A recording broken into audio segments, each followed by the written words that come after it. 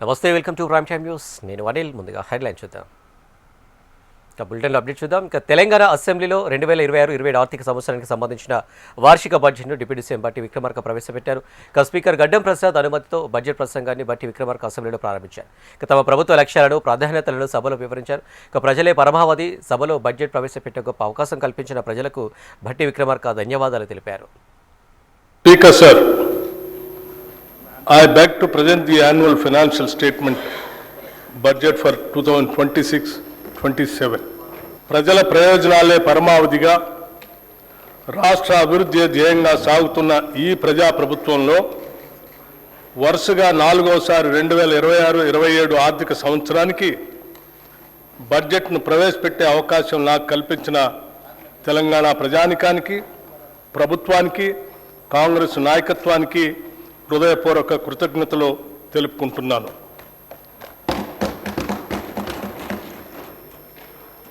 ప్రతి పౌరుడికి సామాజిక, ఆర్థిక, రాజకీయ న్యాయం అందించడమే పరిపాలన లక్ష్యం.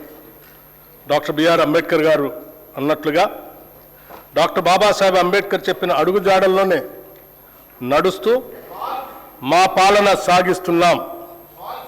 మేం పాలకులం కాదు, ప్రజలకు సేవకులం. ప్రజలు మాకు అప్పగించిన ఈ అధికారాన్ని ఒక బాధ్యతగా భావించి ప్రజా సంక్షేమం, అభివృద్ధి ధ్యేయంగా రాష్ట్రాన్ని ప్రగతి పథంలో తీసుకుపోతున్నాం. పాలనలో ప్రజలకు మేమిచ్చిన వాగ్దానాలను, వారు మాపై పెట్టుకున్న ఆశలను సంతృప్తికరమైన స్థాయిలో నెరవేరుస్తూ వస్తున్నాం. గత ప్రభుత్వం చేసిన ఆర్థిక మరియు వ్యవస్థల విధ్వంసాన్ని సరిచేస్తూ పాత అప్పులను, వాటి వడ్డీలను కట్టుకుంటూనే పాలనను గాడిలో పెట్టాం. ఆర్థిక క్రమశిక్షణను పాటిస్తూనే ప్రజలకిచ్చిన వాగ్దానాలను నెరవేర్చడానికి శక్తి వంచన లేకుండా కృషి చేస్తున్నాం. అభివృద్ధిలో తెలంగాణ రాష్ట్రాన్ని దేశంలోనే నెంబర్ 1 స్థానంలో నిలబెట్టాలన్నదే మా లక్ష్యం. అందుకోసమే అహర్నిశలు శ్రమిస్తున్నాం. ఈ 2 ఏళ్లలోనే రాష్ట్రానికి రికార్డు స్థాయిలో పెట్టుబడులు తీసుకురాగలిగాం. ధీరోదాత్తుడు ఎన్నడూ తనకు ఎదురే రాష్ట్రాన్ని అభివృద్ధి పథంలో ముందుకు తీసుకువెళ్తున్నామని, దేశంలోనే తెలంగాణను నెంబర్ 1గా నిలపడమే తమ లక్ష్యమని భట్టి విక్రమార్క స్పష్టం చేశారు. ఇందుకోసం శక్తివంచన లేకుండా కృషి చేస్తున్నామని తెలిపారు. బడ్జెట్ అంటే కేవలం అంకెల చుట్టూ తిరిగే సంఖ్యల గారడి కాదని, వాగ్దానాలకు దగ్గరగా ప్రజల అవసరాలకు అనుగుణంగా బడ్జెట్ రూపొందించామన్నారు. గొప్పల కోసం ఎప్పుడు అబద్ధాలు చెప్పబోమని, తమ ప్రభుత్వంలో సంక్షేమానికి, మహిళాభివృద్ధికి తొలి ప్రాధాన్యత ఉంటుందని వెల్లడించారు. ఆదర్శవంతమైన పాలనలో రాష్ట్రాన్ని దేశానికే తలమానికంగా నిలబెడుతున్నాం.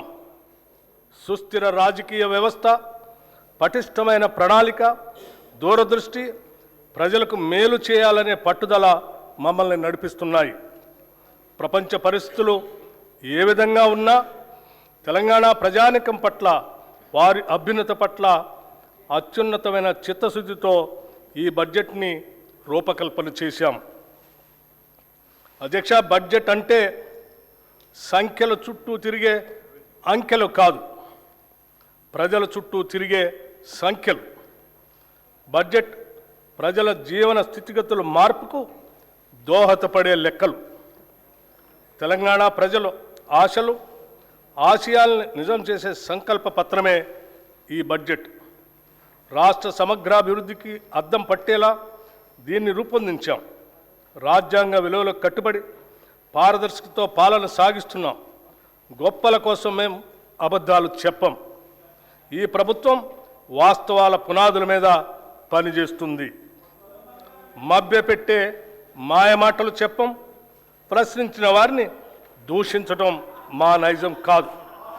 బాధ్యతతో ఎవరు ప్రశ్నించినా బాధ్యతతోనే వారికి సమాధానం చెప్తాం. అది ప్రజల పట్ల. రాష్ట్రంలోని 3,38,00,000 లబ్ధిదారులు రేషన్ షాపుల ద్వారా 6 కిలోల సన్నబియ్యం పొందుతున్నారని భట్టి విక్రమార్క వెల్లడించారు. ప్రజాప్రభుత్వంలో అర్హులైన పేదలకు 15,12,000 కొత్త రేషన్ కార్డులు జారీ చేశామని చెప్పారు. పాత కార్డులో 19,44,000 కొత్త సభ్యులను చేర్చామన్నారు. రాష్ట్రంలో ప్రస్తుతం 1,05,07,879 రేషన్ కార్డులు ఉన్నాయని చెప్పారు. పౌర సరఫరాల శాఖకు బడ్జెట్లో 7,366 కోట్లు కేటాయిస్తున్నట్లు భట్టి విక్రమార్క వివరించారు. రాష్ట్రంలోని 3,38,00,000 లబ్ధిదారులకి పబ్లిక్ డిస్ట్రిబ్యూషన్ సిస్టమ్ కింద అన్ని రేషన్ షాపుల ద్వారా 6 కిలోల సన్నబియ్యం అందించబడుతుంది.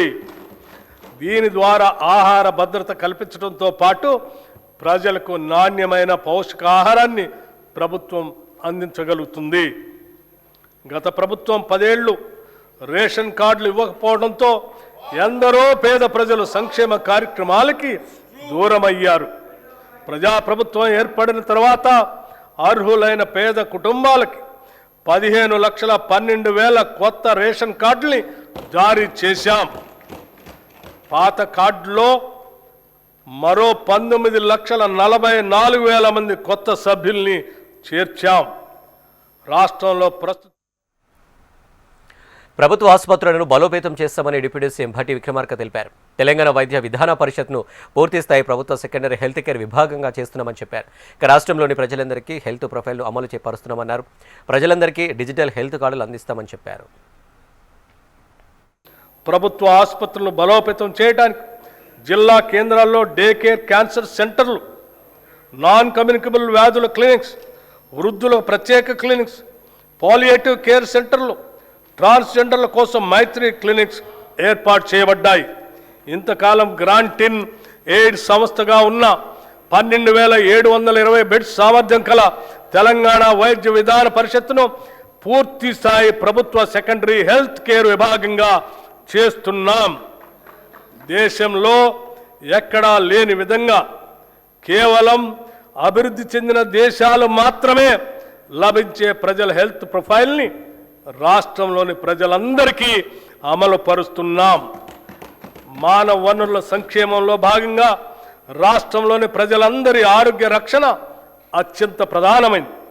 అందుకోసం ప్రజలందరి హెల్త్ ప్రొఫైల్ని సిద్ధం చేసి వారికి డిజిటల్ హెల్త్ కార్డులు అందజేస్తాం. వీటి నిర్వహణలో అత్యంత గోప్యతని పాటిస్తాం. నూతన వైద్య కళాశాలలు మరియు సంస్థలు గత ప్రభుత్వం కేవలం పేపర్ల మీదే మెడికల్. ప్రభుత్వ ఉద్యోగులు పెన్షనర్లకు కాంగ్రెస్ ప్రభుత్వం గుడ్ న్యూస్ చెప్పింది. ప్రభుత్వ ఉద్యోగులు పెన్షనర్ల కోసం నగదు రహిత ఆరోగ్య భద్రత పథకం ప్రారంభిస్తామని భట్టి విక్రమార్క వెల్లడించారు. ప్రభుత్వ ఆసుపత్రులతో పాటు 421 ప్రైవేట్ ఆసుపత్రుల్లో 1998 వ్యాధులకు ఈ పథకం ద్వారా చికిత్స పొందవచ్చని తెలిపారు. వైద్య మరియు ఆరోగ్య శాఖకి 13,679 కోట్ల రూపాయలు ప్రతిపాదిస్తున్నాం. ఉద్యోగులు, ఉపాధ్యాయులు, పెన్షనర్ల సంక్షేమం కొన్ని దశాబ్దాల నుంచి ప్రభుత్వ ఉద్యోగులు మరియు పెన్షనర్లు ఎదురు చూస్తున్నటువంటి నగదు రహిత ఆరోగ్య భద్రతా పథకాన్ని ప్రారంభిస్తున్నాం. ఈ పథకం ఉద్యోగస్తులు, పెన్షనర్లు, వారిపై ఆధారపడిన కుటుంబ సభ్యులు అందరికీ వర్తిస్తుంది. ఇది ప్రభుత్వ ఉద్యోగస్తులకి, పెన్షనర్లకి ఈ ప్రభుత్వం కల్పిస్తున్న భద్రత మరియు భరోసా. నాణ్యత, విశ్వసనీయతతో తెలంగాణ విద్యుత్ రంగం దేశంలోనే అత్యుత్తంగా ఉందని భట్టి విక్రమార్క తెలిపారు. 23,187 మెగావాట్ల స్థాపిత సామర్థ్యం ఉందన్నారు. గతంలో కరెంటు కోతలు ఉండేవని, ప్రస్తుతం విద్యుత్ భవిష్యత్తును రూపొందించే రాష్ట్రంగా తెలంగాణ ఎదిగిందన్నారు. ప్రజాబాట, పొలం బాట కార్యక్రమంలో ప్రజలకు విద్యుత్ సమస్యలు లేకుండా చూస్తున్నామని చెప్పారు. నిరంతర సరఫరా మాత్రమే కాదు, నాణ్యత, విశ్వసనీయత మరియు ప్రజా కేంద్రిత పాలన ప్రస్తుతం మన రాష్ట్రంలో 23,187 మెగావాట్ల స్థాపిత సామర్థ్యం ఉంది. అందులో గణనీయమైన భాగం పునరుత్పాదక శక్తి వనరుల నుంచే వస్తుంది. మార్చి 13, 2026 తెలంగాణ విద్యుత్ రంగానికి చారిత్రాత్మక రోజు. ఆ రోజు 18,228 మెగావాట్ల గరిష్ట డిమాండ్ను సమర్థవంతంగా నెరవేర్చడమే కాకుండా 341.08 మిలియన్ యూనిట్ల విద్యుత్ సరఫరా చేసి పశుసంవర్ధక, మత్స్యశాఖ రంగాలు ఎంతో పురోభివృద్ధి సాధించాయన్నారు విక్రమార్క భట్టి. గుడ్ల ఉత్పత్తిలో తెలంగాణ దేశంలో 3వ స్థానంలో నిలిచిందన్నారు. మాంసం ఉత్పత్తితో దేశంలో 5వ స్థానానికి చేరుకున్నామని చెప్పారు భట్టి. గుడ్ల ఉత్పత్తితో తెలంగాణ రాష్ట్రం దేశంలో 3వ స్థానాన్ని చేరుకుంది. 11,58,000 టన్నుల మాంసం ఉత్పత్తి చేసి దేశంలో 5వ స్థానానికి చేరుకున్నాం. 2025-26 ఆర్థిక సంవత్సరానికి గాను రాష్ట్ర జిఎస్డిపికి పశు సంవర్ధక రంగం 1,03,525 కోట్ల రూపాయలు అందించగా మత్స్య రంగం 7,763 కోట్ల రూపాయలను అందించింది. కోహెడలో 47 కోట్ల రూపాయలతో హోల్సేల్ చేపల మార్కెట్ని నిర్మిస్తున్నాము. వ్యవసాయ ఉత్పత్తుల్లో తెలంగాణ దేశంలో మొదటి స్థానంలో ఉందని డిప్యూటీ సీఎం భట్టి విక్రమార్క తెలిపారు. రైతు భరోసా పథకం ద్వారా ప్రతి సీజన్కు ఎకరాకు 6,000 చొప్పున అందిస్తున్నామని చెప్పారు. సన్నవడ్లకు క్వింటాకు 500 రూపాయల బోనస్ ఇస్తున్నామని పేర్కొన్నారు. 2024-25లో 284,16,000 మెట్రిక్ టన్నుల వరి 1,27,00,000 ఎకరాల్లో పండిందన్నారు. అన్నం పెడుతున్న రైతు సంక్షేమమే ప్రథమ ప్రాధాన్యతగా మేము భావిస్తున్నాం. రైతులకు ప్రభుత్వం ఇస్తున్న ప్రోత్సాహంతో వ్యవసాయ దిగుబడుల్లో తెలంగాణ రాష్ట్రం దేశంలోనే మొదటి స్థానంలో నిలిచింది. రైతులకు పెట్టుబడి సహాయం కోసం రైతు భరోసా పథకం ద్వారా ప్రతి సీజన్కు ఎకరాకి 6,000 చొప్పున 2 పంటలు కలిపి సంవత్సరానికి 12,000 రూపాయలు సహాయం అందిస్తున్నాం. అభయహస్తం పేరుతో ప్రజాహిత పథకాలు అమలు చేస్తున్నామని డిప్యూటీ సీఎం భట్టి విక్రమార్క వెల్లడించారు. మహాలక్ష్మి, ఇందిరమ్మ ఇల్లు, గృహజ్యోతి, మహిళా శక్తి వంటి పథకాలు పేదల జీవితాల్లో వెలుగులు నింపుతున్నాయన్నారు. మహాలక్ష్మి పథకం ద్వారా ప్రతిరోజు 34,37,000 మంది మహిళలు ఉచిత ప్రయాణం చేస్తున్నారని తెలిపారు. రాష్ట్రంలోని మహిళలు 269,68,000 ఉచిత ప్రయాణాలు చేసి 9,222 కోట్ల రూపాయలు ఆదా చేస్తున్నారని చెప్పారు. అభయహస్తం పేరుతో ప్రజాహిత పథకాలు అమలు పరుస్తుంది. కనీస సదుపాయాలు కూడా లేని వారికి ఉపయోగపడే విధంగా మహాలక్ష్మి, గృహజ్యోతి, ఇందిరమ్మ ఇళ్ళు, మహిళా శక్తి మిషన్ వంటి పథకాలు పేదల జీవితాల్లో వెలుగులు నింపుతున్నాయి. మహాలక్ష్మి పథకం మేము అధికారంలోకి వచ్చిన వెంటనే అమలుపరిచిన మొదటి వాగ్దానం. ఉచిత బస్సు ప్రయాణం. ఈ పథకం ద్వారా ప్రతిరోజు రాష్ట్రంలోని 34,37,000 మంది ఆడబిడ్డలు ఉచితంగా ఆర్టీసీ బస్సులో ప్రయాణిస్తున్నారు. ఇప్పటి వరకు ఈ పథకం ద్వారా రాష్ట్రంలోని మహిళలు 269,68,00,000 ఉచిత ప్రయాణాలు చేసి దాదాపు గత ప్రభుత్వ అప్పులతో రాష్ట్రంపై తీవ్ర ఆర్థిక భారం పడిందని డిప్యూటీ సీఎం భట్టి విక్రమార్క అన్నారు. రుణ పునర్వ్యవస్థీకరణతో రుణభారం తగ్గిందని చెప్పారు. ఆర్థిక వ్యవస్థపై తీవ్ర భారం పడింది. ఈ తప్పిదాన్ని సరిదిద్దేందుకు గత ప్రభుత్వం అధిక వడ్డీకి తెచ్చిన రూపాయలు 25,612 కోట్ల రుణాలను తక్కువ వడ్డీకి పునర్వ్యవస్థీకరించింది అని చెప్పడానికి సంతోషిస్తున్నాం. అంతేకాకుండా రుణ చెల్లింపుల వ్యవధిని పెంచి అసలు చెల్లించాల్సిన కాలాన్ని 20 నుంచి 39 సంవత్సరాలకి పొడిగించింది. ఈ రుణ పునర్వ్యవస్థీకరణ ద్వారా 2025-26 నుండి 2031-32 దాకా చెల్లించాల్సిన 34,058 కోట్ల రూపాయల నుంచి 11,915 కోట్లకు తగ్గింది. ఏఐ పరిశోధనాభివృద్ధి, ఆధునిక తయారీ రంగంలో తెలంగాణను ప్రపంచంలోని మొదటి 5 క్లస్టర్లలో ఒకటి నిలపడమే లక్ష్యమని భట్టి విక్రమార్క తెలిపారు. ఈ రంగానికి 73,360 కోట్ల పెట్టుబడులను ఆకర్షించడం జరిగిందన్నారు. 1,00,000 మందికి ప్రత్యక్షంగా 2,50,000 మందికి పరోక్షంగా ఉద్యోగాలు వస్తాయన్నారు. 3,360 కోట్ల పెట్టుబడుల్ని ఆకర్షించాము. దీనివల్ల 1,00,000 మందికి ప్రత్యక్షంగా మరియు 2,50,000 మందికి పరోక్షంగా ఉద్యోగాలు సృష్టించబడతాయి. సింగపూర్కు చెందిన ఏజీఐడిసి, వియత్నాంకు చెందిన వెన్ గ్రూప్, జేసీకి ఇన్ఫ్రా ప్రాజెక్ట్స్ లిమిటెడ్ సంస్థల నుంచి మొత్తం 1,03,500 కోట్ల రూపాయల పెట్టుబడులు వస్తాయి. ప్రణాళికాబద్ధంగా అభివృద్ధి సాధించడానికి, ఈ అభివృద్ధికి ప్రజలను వారసులను చేస్తూ ముందుకు సాగటానికి అంతర్జాతీయ స్థాయిలో ఎక్కడా లేని విధంగా క్యూర్, ప్యూర్, రేర్ అనే 3 ప్రధాన ప్రాంతాలుగా గుర్తించాం. క్యూర్లో సేవా రంగానికి, ప్యూర్లో ఉత్పాదక రంగానికి, రేర్లో వ్యవసాయ మరియు వ్యవసాయ అనుబంధ రంగాలకు ప్రాధాన్యత ఇస్తూ రాష్ట్రాన్ని అభివృద్ధి చేస్తున్నాం. Hyderabad outer ring road ORR లోపల క్యూర్ ప్రాంతంలో technology, artificial intelligence, global capability సెంటర్లు, పరిశోధన, అభివృద్ధి స్టార్టప్. విద్యార్థులు, యువత, దివ్యాంగులకు తెలంగాణ ప్రభుత్వం తీపి కబురు చెప్పింది. విద్యారంగంతో పాటు సామాజిక భద్రతకు అత్యంత ప్రాధాన్యత ఇస్తున్నట్లు డిప్యూటీ సీఎం భట్టి విక్రమార్క చెప్పారు. ఇక నిరుపేద, వెనుకబడిన వర్గాల పిల్లలకు నాణ్యమైన విద్యను అందించడంతో పాటు వారికి అన్ని విధాలుగా అండగా నిలబడుతున్నట్లు చెప్పారు.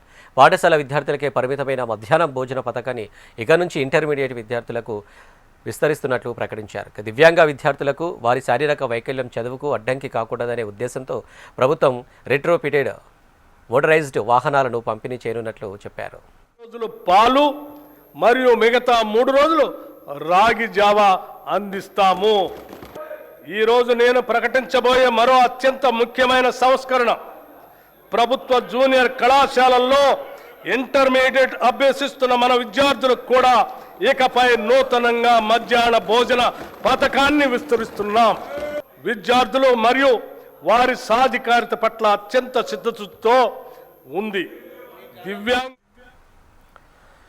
తెలంగాణ ప్రజల కోసం ఇందిరమ్మ కుటుంబం జీవిత బీమా పథకం తీసుకువస్తున్నట్లు డిప్యూటీ సీఎం భట్టి విక్రమార్క ప్రకటించారు. ఈ పథకం వల్ల రాష్ట్రంలోని 1,15,00,000 కుటుంబాలకు 5 లక్షల బీమా వర్తిస్తుందన్నారు. ఈ పథకాన్ని జూన్ 2వ తేదీ నుంచి అమలు చేస్తామని వివరించారు. ఈ ప్రభుత్వం రాష్ట్రంలోని ప్రతి కుటుంబానికి భద్రత కల్పిస్తుంది. ఒక కుటుంబంలో ఆదాయం తెచ్చే వ్యక్తి దురదృష్టవశాత్తు అకస్మాత్తుగా దూరమైతే ఆ కుటుంబం పడే మానసిక వేదన ఒకటైతే వాళ్ళు ఎదుర్కొనే ఆర్థిక విపత్తు మరొకటి. తెలంగాణలో కొత్తగా మరో 2 లక్షల మందికి చేయూత పెన్షన్లు మంజూరు చేస్తున్నట్లు డిప్యూటీ సీఎం మల్లు భట్టి విక్రమార్క ప్రకటించారు. ఇందుకోసం ఇప్పటి వరకు పెన్షన్ల కోసం ఎదురు చూస్తున్న అర్హులైన సుమారు 2 లక్షల మందికి ఈ ఏడాది నుంచి కొత్తగా పెన్షన్లు అందనున్నాయి. పెన్షన్ల పంపిణీకి ఆటంకం కలగకుండా బడ్జెట్లో భారీగా నిధులు కేటాయించమన్నారు. ఇప్పటికే దరఖాస్తుకు చేసుకున్న వారి వివరాలను క్షేత్రస్థాయిలో పరిశీలించి అర్హులైన ప్రతి ఒక్కరికి సామాజిక భద్రతా పెన్షన్లను అందజేయనున్నట్లు చెప్పారు. రాష్ట్రంలోని ఐకేపీ సంఘాల్లోని 1 కోటి మంది మహిళలను కోటీశ్వరం చేయాలనేది మా ప్రభుత్వ సంకల్పం. అందుకోసం 5 సంవత్సరాల్లో 1,00,000 కోట్ల రూపాయల మేరకు బ్యాంకు ద్వారా రుణాలను ఇప్పించే ప్రయత్నం. తెలంగాణలో మారుమూల ప్రాంతంలో నివసిస్తున్న షెడ్యూల్ తెగల రాష్ట్ర బడ్జెట్లో ప్రభుత్వం 12,600 కోట్లు కేటాయించింది. ఈ నిధులను ఇందిరా సౌరగిరి జల వికాసం పథకం ద్వారా ఖర్చు చేయనున్నట్లు తెలంగాణ డిప్యూటీ సీఎం భట్టి విక్రమార్క చెప్పారు. ఇక 100% సబ్సిడీతో సోలార్ పంపు సెట్లను అందించి 6 లక్షల ఎకరాల పోడు భూముల అటవీ ఉత్పత్తులకు సంబంధించిన తోటల పెంపకాన్ని ప్రోత్సహించి 2.10 లక్షల గిరిజన రైతులకు లబ్ధి చేకూర్చున్నట్లు భట్టి విక్రమార్క ప్రకటించారు. పోడు భూముల్లో అటవీ ఉత్పత్తులకు సంబంధించిన తోటల పెంపకాన్ని ప్రోత్సహించి 2,10,000 గిరిజన రైతులకు ఈ సౌకర్యం అందిస్తాము. ఈ పథకాన్ని ఇప్పటికే అచ్చంపేటలో పైలట్ ప్రాజెక్టుగా ప్రారంభించాము. ప్రాసెస్ ప్రకారమే ఫోన్ ట్యాపింగ్పై విచారణ జరుగుతుందన్నారు సీఎం రేవంత్. మీడియాతో చిట్చాట్ నిర్వహించిన రేవంత్ విచారణ జరగకుండా అరెస్టు చేయలేం కదా అని అన్నారు. ఇక ఫోన్ ట్యాపింగ్లో కోర్టు క్లీన్ చిట్ ఇచ్చిందని హరీష్ రావు అసత్య ప్రచారం చేసుకుంటున్నారని విమర్శించారు. ఇక బీఆర్ఎస్ హయాంలోనే 6,000 ఫోన్లు ట్యాప్ చేస్తారని మండిపడ్డారు. కేటీఆర్, హరీష్ రావు ఏ విచారణ కోరినా తాను సిద్ధమని రేవంత్ పేర్కొన్నారు. ఇక విద్యా విధానంలో కీలక మార్పులు తెస్తున్నామని సీఎం రేవంత్ తెలిపారు. ఇకపై 10th పరీక్షలు ఉండవని, నర్సరీ నుంచి 12వ తరగతి వరకు ఒకే విధానం ఉంటుందని చెప్పారు. ఇక ప్రభుత్వం సంక్షేమ అభివృద్ధి బడ్జెట్ సీఎం రేవంత్ అన్నారు. ఇక రెవెన్యూ పెరిగింది, అప్గ్రేడ్ అవుతున్నామని ఆయన అన్నారు. ఇక రేషన్ కార్డు ఉన్న వారికి ఇందిరమ్మ జీవిత బీమా కల్పిస్తున్నామన్నారు. ఇది దేశంలో ఎక్కడ లేని కార్యక్రమాన్ని ప్రస్తావించారు. గత ప్రభుత్వం చేసిన అప్పులకు మేము వడ్డీలు కడుతున్నామని రేవంత్ ఫైర్ అయ్యారు.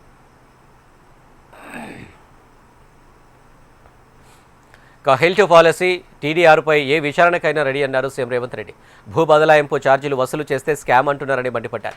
మూసీ కోసం ప్రభుత్వం 20% ఖర్చు పెడుతుందని రేవంత్ స్పష్టం చేశారు. జీహెచ్ఎంసీలో పోలీస్ డివిజన్లు గందరగోళమని చెప్పారు.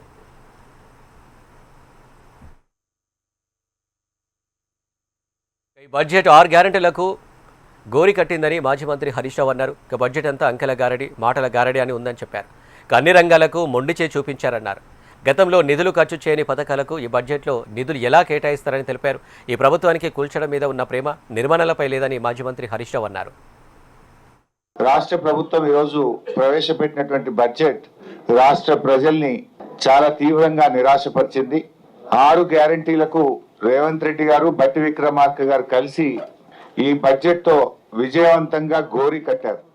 గత బడ్జెట్ ప్రసంగం కన్నా ఈ బడ్జెట్ ప్రసంగంలో 20 పేజీలు పెంచారు, 20,000 కోట్ల బడ్జెట్ పెంచారు తప్ప 6 గ్యారంటీల ప్రస్తావన గాని దానికి అవసరమైన నిధులు కేటాయింపు చేయలేకపోయారు.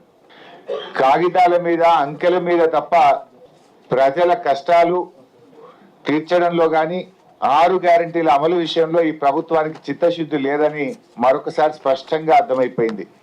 ముఖ్యంగా బీసీ, ఎస్సీ, ఎస్టీ, మైనారిటీ డిక్లరేషన్లు కేవలం ఓట్ల కోసమే తప్ప ఆ వర్గాల బాగు కోసం కాదని ఈ బడ్జెట్ నిరూపించింది. రాష్ట్ర ప్రభుత్వం బడ్జెట్ పేరుతో ప్రజల చెవిలో పూలు పెట్టిందన్నారు బీఆర్ఎస్ ఎమ్మెల్యేలు జగదీష్ రెడ్డి, గంగుల కమలాకర్. బడ్జెట్లో మహిళలు, నిరుద్యోగులకు ఇచ్చిన హామీల ప్రస్తావన లేదని చెప్పారు. కమిషన్లు వచ్చే నాటికే నిధులు కేటాయించారని ఆరోపించారు. నిధులు కేటాయించకుండా దళితులు, బీసీలను కాంగ్రెస్ సర్కార్ మోసం చేసిందన్నారు జగదీష్ రెడ్డి, గంగుల కమలాకర్. ఏమైనా ప్రయత్నం చేస్తారేమో అని చెప్పి యువత మొత్తం ఎదురు చూస్తూ ఉన్నారు. కానీ ఉద్యోగాల ప్రస్తావన ఇక్కడ లేదు, ఉద్యోగస్తుల ప్రస్తావన అసలు లేదు. అన్నిటికీ మించి ఏ వర్గం మహిళలనైతే మోసం చేసిండ్రో, ఎన్నికల్లో హామీ ఇచ్చి 2500 ఇస్తున్నాం మీకు మొదటి నెలలోనే అని చెప్పి ఇచ్చిన మాట దాని ఊసే లేదు. మరొకసారి మొత్తం బడ్జెట్ చదివితే స్కీమ్లను మరిపించిండ్రు, స్కామ్లను తెరలేపారు. మొత్తం బడ్జెట్ చూస్తే ఈ తెలంగాణ రాష్ట్రంలో ఉన్న బీసీ జనాభా మొత్తం కూడా 42% రిజర్వేషన్లతో పాటు మాకు ఇస్తాన బడ్జెట్ ప్రతి సంవత్సరం 20,000 కోట్లు ఇస్తాన్నారు కదా, సుమారు 60,000 కోట్లు రావాలి ఈ బడ్జెట్లో పెడతారు కావచ్చు అని చెప్పి చాలా ఎదురు చూశారు. 20,000 తెలంగాణ ప్రభుత్వ బడ్జెట్ను మోసం, దగా, ప్రజావంచన బడ్జెట్గా కేంద్ర మంత్రి బండి సంజయ్ అభివర్ణించారు. అంకెల ఆర్భాటాలు, కేటాయింపుల ప్రగల్భాలే తప్ప ఒరిగిందేమీ లేదని అన్నారు. మరో 1,00,000 కోట్లు అదనంగా అప్పు భారం మోపేందుకు సిద్ధమవడం సిగ్గుచేటన్నారు. తెలంగాణను భ్రష్టు పట్టించడంలో 3వ బడ్జెట్తో కాంగ్రెస్ హ్యాట్రిక్ కొట్టిందన్నారు. కేంద్రంపై ఆధారపడడం తప్ప కాంగ్రెస్ ప్రభుత్వం చేసిందేమీ లేదని, రైతు భరోసా పైసలు 2 విడతలు ఎగ్గొట్టినట్లేనా అని బండి సంజయ్ ప్రశ్నించారు. ఇక బీజేపీ అధికారంలోకి వస్తే గత బీఆర్ఎస్తో పాటు కాంగ్రెస్ చేసిన అప్పులపై విచారణ చేపడతామన్నారు బండి సంజయ్. హైదరాబాద్ నగరానికి నిధులు కేటాయించకపోవడం బాధాకరమని బీజేపీ అధ్యక్షుడు రామచంద్రరావు అన్నారు. గత ఏడాది బడ్జెట్కు ఏ బడ్జెట్కు పెద్ద తేడా లేదని, జీహెచ్ఎంసీని 3 ముక్కలుగా విడగొట్టారని మండిపడ్డారు. నిధులు మాత్రం కేటాయించడం లేదు, అభివృద్ధి ఎలా సాధ్యమవుతుందని ప్రశ్నించారు. మైనార్టీలకు నిధులు కేటాయించారు, మిగతా వాళ్ళు ఏం పాపం చేశారని రామచంద్రరావు నిలదీశారు. కాంగ్రెస్ అధికారంలోకి వచ్చాక 5 సార్లు రైతు భరోసా ఇవ్వాల్సి ఉండగా 3వ బడ్జెట్ తర్వాత కూడా ప్రజలకు చెవిలో పువ్వు పెట్టారని విమర్శించారు. ఇక ప్రజలను నిరాశపరిచిన ఈ బడ్జెట్ ఒక ఫాల్స్ ఫెయిల్, మోసపూరిత బడ్జెట్ అని రామచంద్రరావు అన్నారు. ఉన్నటువంటి ఒక కేటాయింపుల మీద ముఖ్యమంత్రి గారు పోయి ఉస్మానియా సీట్లో నేను 1000 కోట్లు ఇస్తా అని చెప్పేసి అది 1000 రోజులైనా కూడా దాని గురించి మాట్లాడరు. కానీ బడ్జెట్ అలొకేషన్ మాత్రం పర్సెంటేజ్ పెంచరు. మీరు మాట్లాడినటువంటిగా ఇంటిగ్రేటెడ్ యూనివర్సిటీసు, ఇంటిగ్రేటెడ్ కాలేజెస్ ఇవన్నీ పెద్ద గొప్పగా చెప్పుకున్నారు మీ దాంట్లో. కానీ ఏది కూడా మీరు అలాట్ చేసిన బడ్జెట్లో విద్యా వ్యవస్థకు ఏది కూడా మెరుగుపెట్టేటటువంటి ఒక ప్రయత్నం లేదు. ఇది చీటింగ్ బడ్జెట్ అని అన్నారు బీజేపీ నేత ఇల్లటి మహేశ్వర్ రెడ్డి. సభలో మోసపూరిత బడ్జెట్ ప్రవేశపెట్టారని చెప్పారు. అంకెల గారడి తప్ప ఏమీ లేదన్నారు. వాస్తవికతకు దూరంగా ఈ బడ్జెట్ ఉందని ఇల్లటి మహేశ్వర్ రెడ్డి అన్నారు. మోసపూరితమైనటువంటి బడ్జెట్తో చీటింగ్ బడ్జెట్ని ప్రవేశపెట్టడం జరిగింది. ఈరోజు మీరు చూస్తే వరుసగా 3వసారి మోసపూరితమైనటువంటి బడ్జెట్ని ప్రవేశపెట్టి ఆర్థిక విధ్వంసానికి బాటలు వేసినట్టుగా స్పష్టమైంది. ఏపీ సీఎం చంద్రబాబు శ్రీవారి దర్శనార్థం తిరుమలకు చేరుకున్నారు. ముందుగా ప్రత్యేక హెలికాప్టర్లో తిరుపతిలోని అగ్రికల్చర్ యూనివర్సిటీకి చేరుకున్నారు. అక్కడ సీఎంకు జిల్లా అధికారులు, ఎమ్మెల్యేలు, టీడీపీ కార్యకర్తలు ఘనస్వాగతం పలికారు. అక్కడి నుంచి రోడ్డు మార్గం గుండా తిరుమలకు చేరుకున్నారు సీఎం చంద్రబాబు. ఈ రాత్రికి గాయత్రి నిలయంలో బస చేరున్నారు. ఇక రేపు ఉదయం కుటుంబ సమేతంగా శ్రీవారిని దర్శించుకోనున్నారు సీఎం చంద్రబాబు. అనంతరం తరిగొండ వెంకమాంబ అన్నప్రసాద కేంద్రంలో భక్తులతో కలిసి అల్పాహారం స్వీకరించనున్నారు.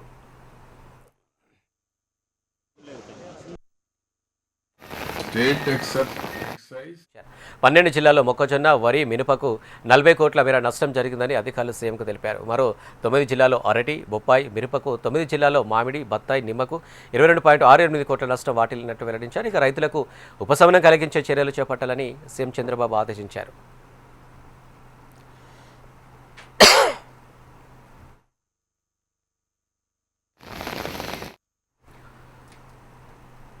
గ్యాస్ కొరతపై ప్రభుత్వం దృష్టి సారించిందని అన్నారు మంత్రి నాదెండ్ల మనోహర్. కేంద్రం, ఏపీ ప్రభుత్వం ఎప్పటికప్పుడు సమీక్షలు జరుపుతుందని ఆయన అన్నారు. అదేవిధంగా ప్రత్యామ్నాయ మార్గాల కోసం అన్వేషిస్తున్నామని నాదెండ్ల తెలిపారు. ప్రజలు ఎవరూ అధైర్యపడకుండా ధైర్యంగా ఉండాలని సూచించారు. అపోహలు నమ్మి ఎక్కువ బుకింగ్స్ చేయొద్దని ఆయన కోరారు. బ్లాక్ మార్కెట్పై ఉక్కుపాదం మోపుతామని నాదెండ్ల స్పష్టం చేశారు. జరుగుతున్న యుద్ధంతో కేంద్ర ప్రభుత్వం, అదేవిధంగా మన ఆంధ్రప్రదేశ్ ప్రభుత్వం గౌరవ ముఖ్యమంత్రి గారు చంద్రబాబు నాయుడు గారి ఆధ్వర్యంలో సమీక్షలు జరపడమే కాకుండా ఏ విధంగా మనం ఇటువంటి పరిస్థితిని అధిగమించవచ్చు, ఆల్టర్నేటివ్ అరేంజ్మెంట్స్ ఏం చేయాలనే దానిపైన నిరంతరం గౌరవ ముఖ్యమంత్రి గారు సమీక్షిస్తూ ఉన్నారు. శ్రీకాకుళం జిల్లాలో రైల్వే వ్యవస్థను మరింత విస్తృతపరుస్తామని కేంద్ర మంత్రి రామ్మోహన్ నాయుడు అన్నారు. కోటబొమ్మాలి హరిచంద్రపురం రైల్వే స్టేషన్లో విశాఖ నుంచి గులాపూర్ ప్యాసింజర్ రైలు హాల్ట్ను కేంద్ర మంత్రి రామ్మోహన్ నాయుడు, మంత్రి అచ్చెన్నాయుడు ప్రారంభించారు. ఈ సర్వీస్ ద్వారా స్థానిక రైతులకు, మహిళలకు, విద్యార్థులకు ఉపయోగకరంగా మారుతుందని కేంద్ర మంత్రి అచ్చెన్నాయుడు తెలిపారు.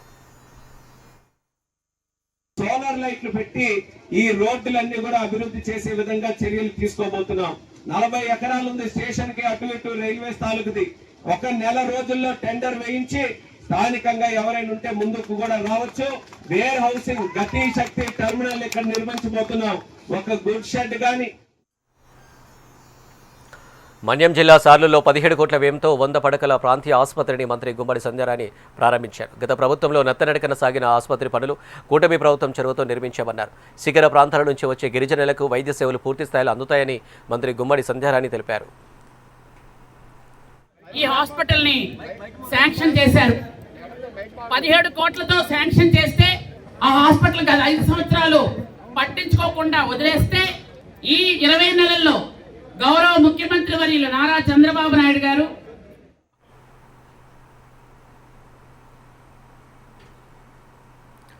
జగన్ షర్మిల ఆస్తులపై వైఎస్ విజయమ్మ కీలక ప్రకటన చేశారు. విజయమ్మ తమ కుటుంబంలో ఆస్తుల పంపకం ఎప్పుడు జరగలేదని దివంగత సీఎం వైఎస్ రాజశేఖర రెడ్డి సతీమణి విజయమ్మ అన్నారు. ఇక వైఎస్ఆర్ మరణించే వరకు ఉన్న ఆస్తులన్నీ కుటుంబ ఆస్తులే అని చెప్పారు. ఆస్తులన్నీ నలుగురు మనవలకు సమానంగా పంచాలని వైఎస్ఆర్ ఉద్దేశంగా చెప్పారు. ఇది దగ్గర వాళ్ళందరికీ తెలిసిన వాస్తవం అన్నారు. ఎంవైలో షర్మిలకు రాసిన ప్రతి ఆస్తి న్యాయంగా ఆమెకు దక్కాల్సిందేనన్నారు. అందుకే జగన్ ఎంవైయూ రాశారని, నిజం చెప్పాలంటే షర్మిలకు తక్కువే రాశారని విజయమన్నారు. ఇక ఆస్తుల విషయంలో జగన్ తన మేనలుడికి, మేనకోడలికి ఇప్పటివరకు అన్యాయం చేశారని ఆరోపించారు. ఎప్పటికైనా జగన్ న్యాయం చేస్తాడని తన తల్లిగా ఆశిస్తున్నానన్నారు విజయమ్మ. మడమ తిప్పని యోధుడైన కూటమి ప్రభుత్వంపై మాజీ మంత్రి కన్నబాబు తీవ్రస్థాయిలో విమర్శలు గుప్పించారు. రాష్ట్రంలో రైతులను ప్రభుత్వం మోసం చేస్తుందని ఫైర్ అయ్యారు. రైతులు ఆత్మహత్యలకు పాల్పడుతున్న దుస్థితి నెలకొన్నప్పటికీ ప్రభుత్వం ఒక్క సమీక్ష సమావేశం కూడా నిర్వహించలేదని ఆగ్రహం వ్యక్తం చేశారు. వ్యవసాయం, వినియోగదారుల ప్రయోజనాలను గాలికి వదిలేశారని మండిపడ్డారు. అలాగే ఫీజు రియంబర్స్మెంట్, ఆరోగ్యశ్రీ వంటి కీలక పథకాలు సక్రమంగా అమలు కావడం లేదని ఆరోపించారు. అన్ని రంగాలను నిర్లక్ష్యం చేస్తూ కూటమి ప్రభుత్వం వ్యవహరిస్తుందని, ప్రజా సమస్యలను వెంటనే పరిష్కరించాల్సిన బాధ్యత ప్రభుత్వంపై ఉందన్నారు.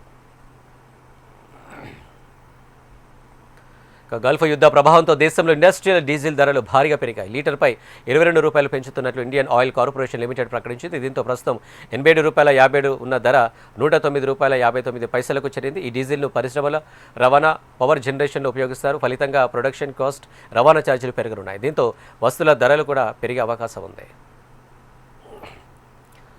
పవర్ పెట్రోల్ ధరను లీటర్కు 2 రూపాయల 30 పైసలు పెంచారు. దేశవ్యాప్తంగా వీటి ధరలను పెంచినట్లు చమురు సంస్థలు పేర్కొన్నాయి. పశ్చిమాసియా ఉద్రిక్తతల నేపథ్యంలో ఈ మేరకు నిర్ణయం తీసుకున్నారు.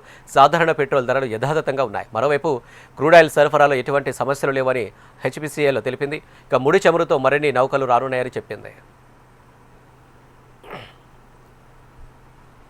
దేశంలో స్పీడ్ పెట్రోల్ ధరల పెంపుపై కేంద్రం వివరణ ఇచ్చింది. అంతర్జాతీయంగా ముడి చమురు ధరలు పెరుగుతున్న నేపథ్యంలో చమురు కంపెనీలు కేవలం ప్రీమియం గ్రేడ్ పెట్రోల్ ధరలు మాత్రమే స్వల్పంగా పెంచాయని కేంద్ర ప్రభుత్వం స్పష్టం చేసింది. ఇక సాధారణ పెట్రోల్ ధరల్లో ఎలాంటి మార్పు లేదని, కేవలం హై యాక్టేన్ కలిగిన ప్రీమియం వేరియంట్లపైనే లీటర్కు 2 రూపాయల నుంచి 2 రూపాయల 35 పైసల వరకు పెంచినట్లు కేంద్ర పెట్రోలియం శాఖ సంయుక్త కార్యదర్శి సుజాత శర్మ తెలిపారు. ఇక దేశం మొత్తం మీద అమ్ముడయ్యే పెట్రోల్లో ప్రీమియం కేటగిరీ వాటా కేవలం 2 నుంచి 4% లోపే ఉంటుందని, కాబట్టి సాధారణ వాహనదారులపై దీని ప్రభావం ఉండదని ఆమె వివరించారు.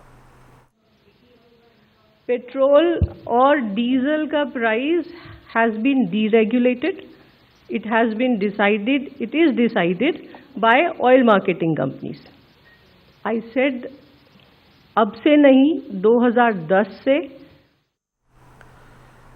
ఇక పశ్చిమాసియాలో మారుతున్న భౌగోళిక రాజకీయ పరిస్థితుల దృష్ట్యా భారత ప్రభుత్వం అప్రమత్తమైంది.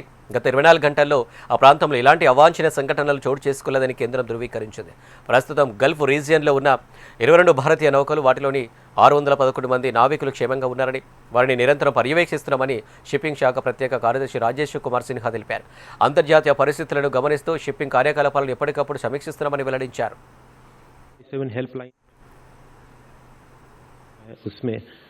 करीब 125 कॉल और 200 से ज़्यादा ईमेल प्राप्त हुए जिनका जवाब दिया गया और पिछले 24 घंटों में 25 भारतीय नाविक को रिपैट्रिएट करके साइन ऑफ के बाद తమిళనాడులో ఘోర రోడ్డు ప్రమాదం జరిగింది. సేలం జిల్లాలో తమిళనాడు రోడ్డు రవాణా సంస్థకు చెందిన బస్సు అదుపు తప్పి మినీ వ్యాన్ను బైకును ఢీకొట్టింది. ఈ ప్రమాదంలో అక్కడికక్కడ 8 మంది మృతి చెందగా పలువురికి గాయాలయ్యాయి. వెంటనే స్థానికులు గాయపడిన వారిని ఆసుపత్రికి తరలించారు.